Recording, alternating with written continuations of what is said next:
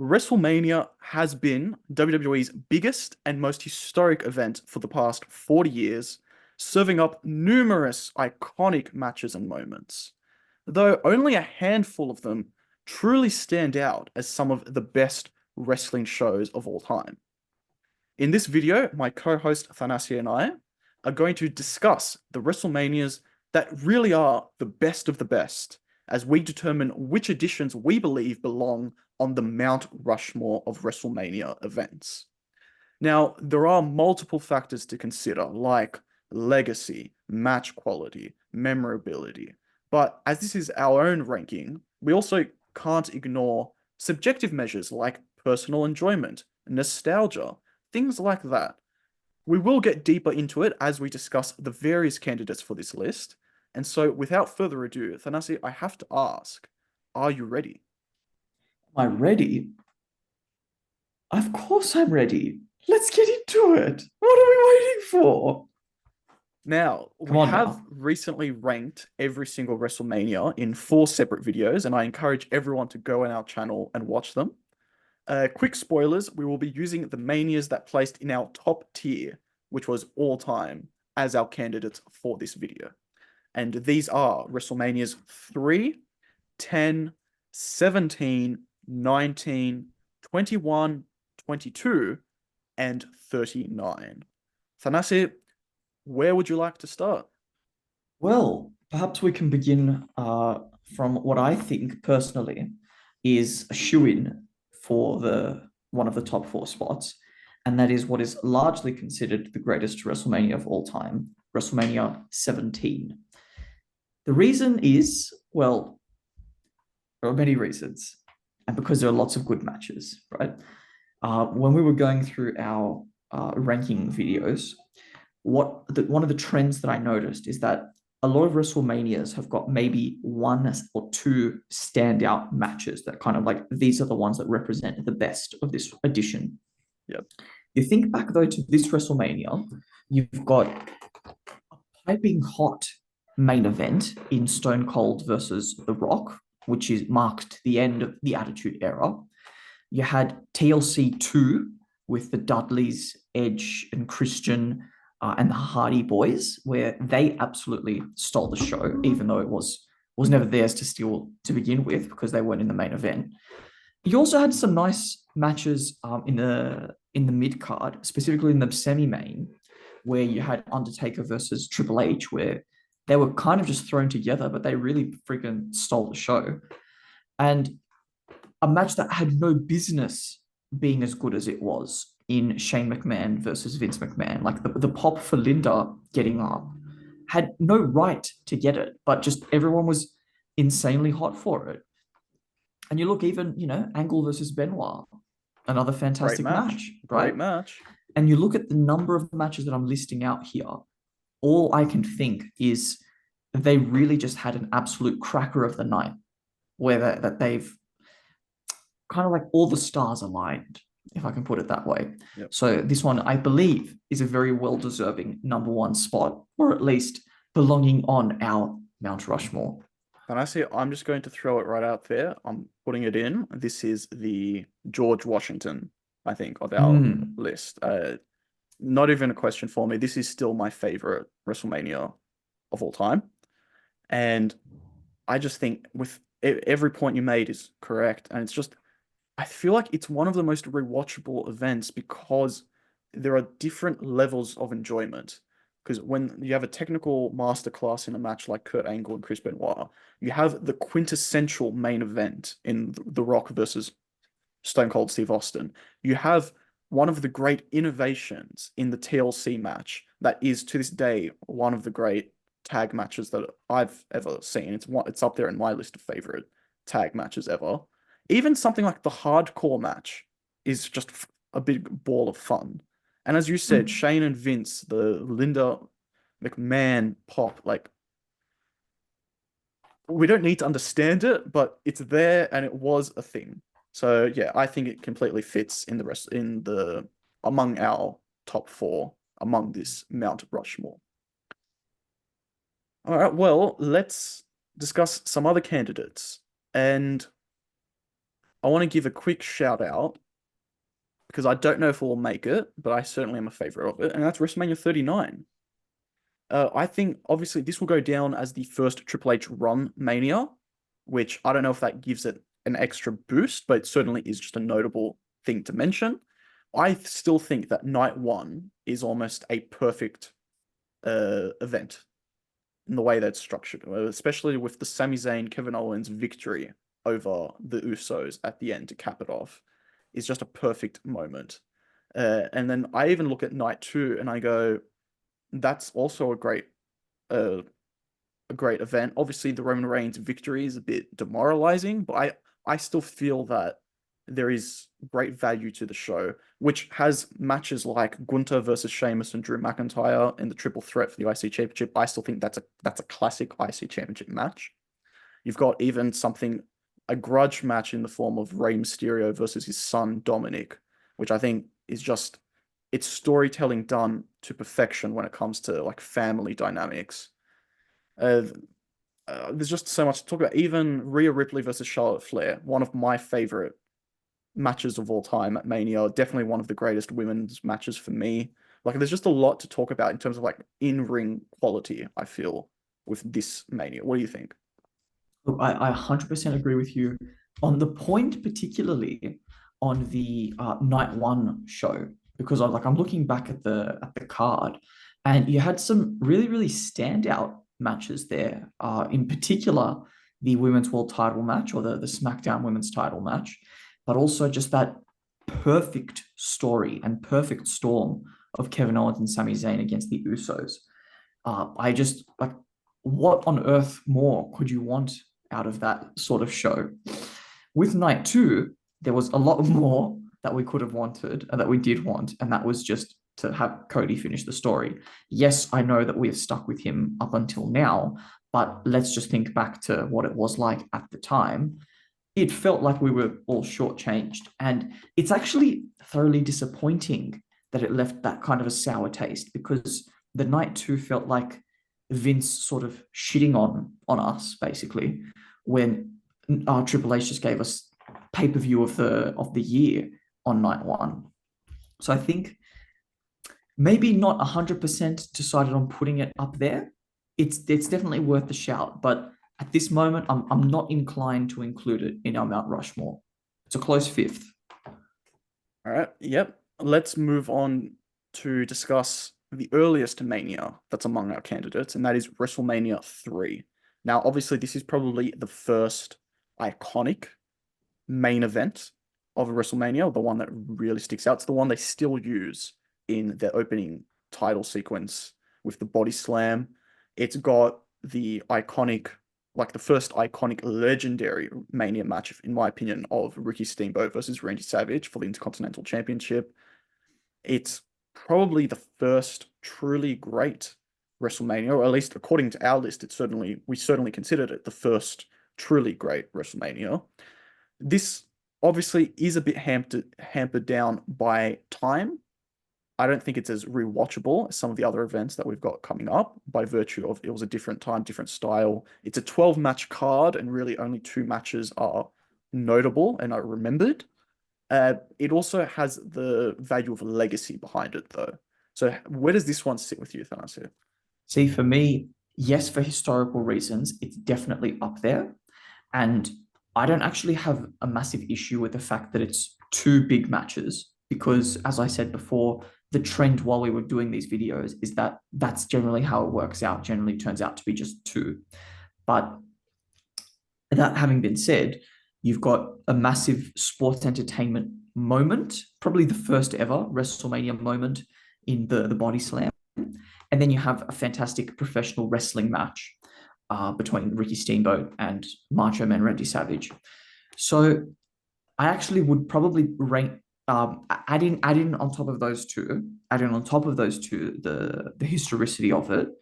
I would probably put it slightly ahead of 39 in consideration, but perhaps not quite there on the top four spot. But when we consider, I think we may actually give it, for historical reasons, a top four bump. But let's continue going through our shortlist. Let's do it. And the next one I've got down, WrestleMania 10. Now, this is to me the Bret Hart Mania, and it's the Shawn Michaels Mania. And what a beautiful duo to to headline a WrestleMania. Obviously, Bret Hart opened the show with a match against his brother Owen, which he lost, and then he closed the show beating Yokozuna for the WWF title. And it's one of those great moments where it actually felt like the locker room endorsed this champion. Not Vince McMahon, not the company, but the wrestlers backstage were the ones who were like, okay, yep. And it's emblematic of the fact that the symbol of guys like Alexa Luger and Razor Ramon carrying him above while he hoists the title.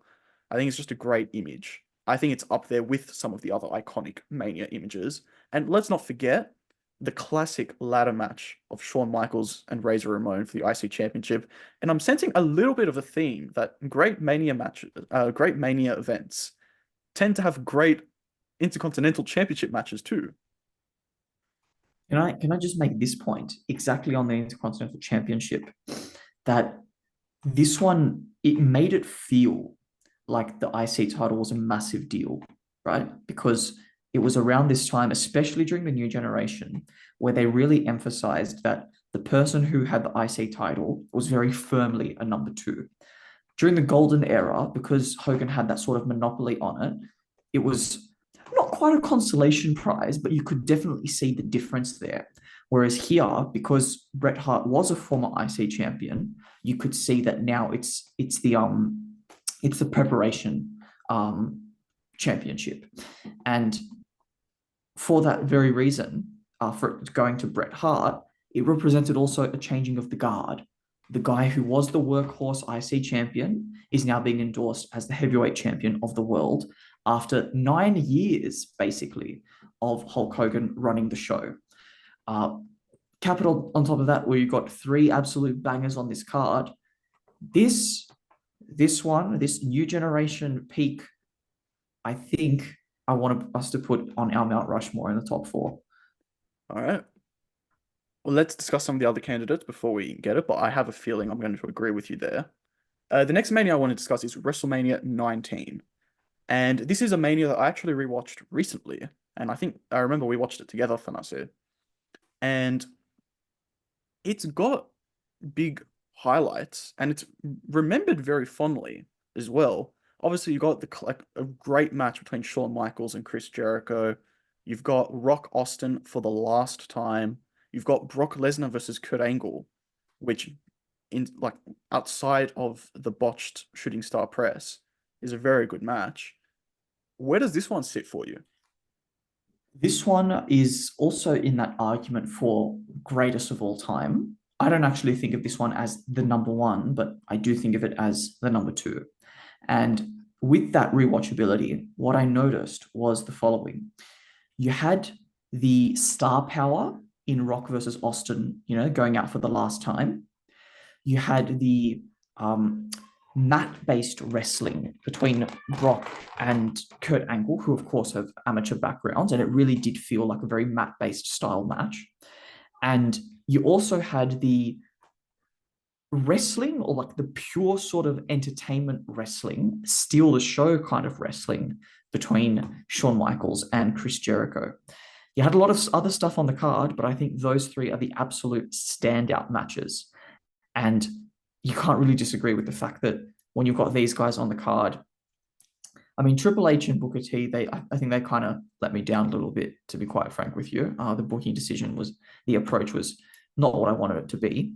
Nevertheless, in spite of that fact, everything else was pulled off very, very well.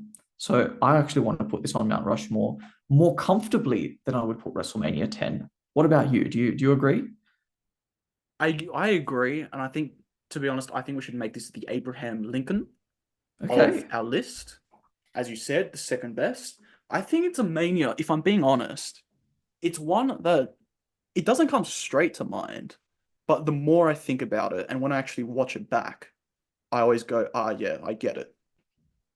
I think it because you have other manias that are revered as like just very clearly the best.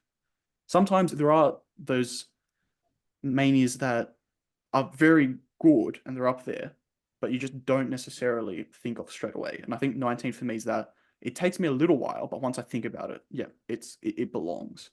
So I'm happy to put this in on the list and we'll add it now. Fabulous. The next mania I want to discuss is WrestleMania 21. Now, this, like WrestleMania 10, for me, almost feels like the beginning of the next generation, with the crowning of John Cena and Batista, and even a guy like Randy Orton having the high profile match against The Undertaker. It feels like this is the beginning of the next generation of stars for the company. And how can I forget as well, Edge winning the Money in the Bank.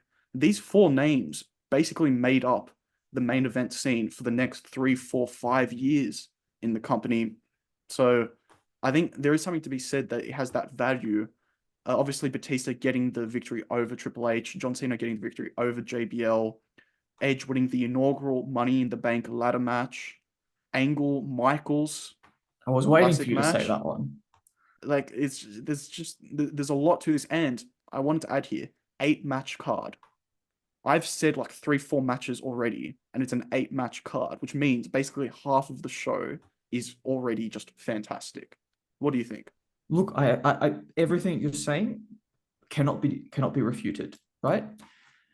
When we're going off feel, there's a kind of a mixture here because when we talk about the standout matches, you go to Shawn Michaels versus Kurt Angle, absolutely stealing the show, and then you've also got the Money in the Bank match, right? The first ever, the inaugural Money in the Bank match. When I think of Batista and Triple H in the main event, when I think of John Cena versus JBL for the world title, they didn't steal the show as far as their match quality, but it did represent a real watershed moment. And I'm just thinking here where what we've said so far, we've discussed WrestleMania 3, which was the best golden era WrestleMania. We've discussed number 10, the best new generation. We've discussed 17, the best Attitude Era. We've discussed 19, which is in that early Ruthless Aggression. And now at 21, I think that this night represents the transition from what I call the early Ruthless Aggression to the late Ruthless Aggression. So we're getting all these sort of big moments of transition, but also just the local peak, if I can put it that way. So I think this one's got a very, very strong argument for that number 4 place. Perhaps we should discuss the final WrestleMania on our short list before we decide what gets the 4th spot. Do you agree, or are you keen to put 21 in there immediately? Well, I would like to discuss our next and final candidate, and that is Excellent. WrestleMania 22. So just off the bat, I just want to say 21 and 22, going back-to-back years, very strong. Good on WWE at the time. This one had another great Michaels match, but this one was against the Boss in Vince McMahon. Edge and Mick Foley had, for me, it's what I consider a classic WWE hardcore match. To me, it's the first example I think of it when WWE hardcore match. And RVD winning in the Money in the Bank, Ray winning the World Championship for Eddie. Like, there are some great feel-good moments and almost like, yes, our guys are winning and they're getting set up as well. And then you have John Cena beat Triple H in the main event. But outside of that, like, to me, this is a great match, and it's one of those manias that I love to watch back. I really do. There is a really good rewatchability. I mean, it's got some drawbacks as well. I mean, the Undertaker versus Mark Henry casket match was not the best. But I mean, there was another good match that you didn't mention because there's so many good ones in Trish versus Mickey. That was, at least at that time, considered possibly the greatest ever women's match at WrestleMania. So there's a lot of prominent matches on this card as well. And at least as far as wrestling, I think it's got a stronger argument than number 3 for historical reasons. And 21, I guess it's kind of like exactly as you said, on par. So you've got that 19, the 21, the 22 in that string. Ruthless Aggression era had some very, very strong WrestleManias. Where are you leaning for going in the number 4 spot? Because we've decided 10, 17, and 19. Take the top 3. It's tough. If I'm being honest, I do think WrestleMania 22 belongs more than the rest of the pack. Okay. That's where I lean. I think that it's it's just for me personally, it's the Mania I rewatch back probably more than the rest of them. And for that simple reason, like again, we said this is going to be a personal list. At least from my account, that's where I would probably lean towards from the rest of the pack. What about you? Well, see, here's what I'm thinking. I'm disregarding 39. It was a great card, but I'm just disregarding it for that top four, which brings me down to this following train of thought. If we put number three in there, then we have a golden era, a new generation, a attitude era, and a ruthless aggression, one from each of the four. But this is our list. We went around for the golden era, and that was basically, if I can be a little bit harsh, because we're trying to make distinction between lots of great WrestleManias, it was a one match card, maybe one match plus one moment. So that's why I want to drop that off.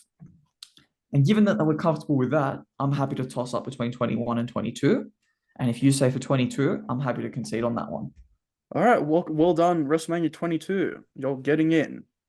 So that means that our final Mount Rushmore list is WrestleMania's 22, WrestleMania 10, WrestleMania 19, and as the good old captain, we got WrestleMania 17. Let us know in the comments below if you think we got this Mount Rushmore of Mania events correct, or if there are some of your favorites that have missed out that you think belong on the list. Let us know what you think in the comments below.